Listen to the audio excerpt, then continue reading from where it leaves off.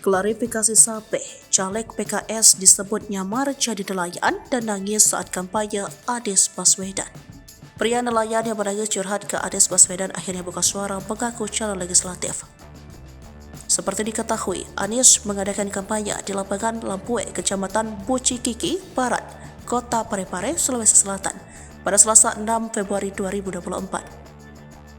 Dalam kampanyenya itu, salah satunya menjadi sorotan seorang pria bernama Sape yang mewakili nelayan mengadu nasib masyarakat di Parepare. Dengan iringan isak tangisnya, ia memohon kepada Anies Baswedan agar melakukan perubahan bagi nasib nelayan di Sulawesi Selatan. Usai viral aksinya tersebut, Sape akhirnya muncul buka suara.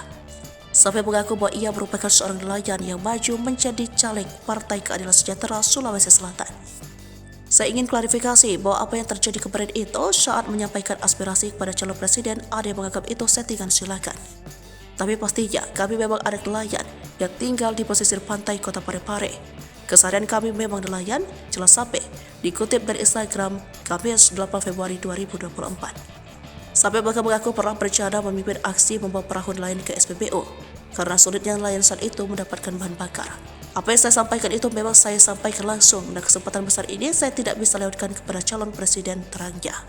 Sape lantas menanyakan persoalan dirinya sebagai nelayan yang ikut menjadi caleg. Apakah seorang nelayan tidak boleh menjadi caleg? Tentu tidak, kata Sape. Adapun alasan Sape mengikuti politik lantaran ingin membuat hal-hal yang lebih baik.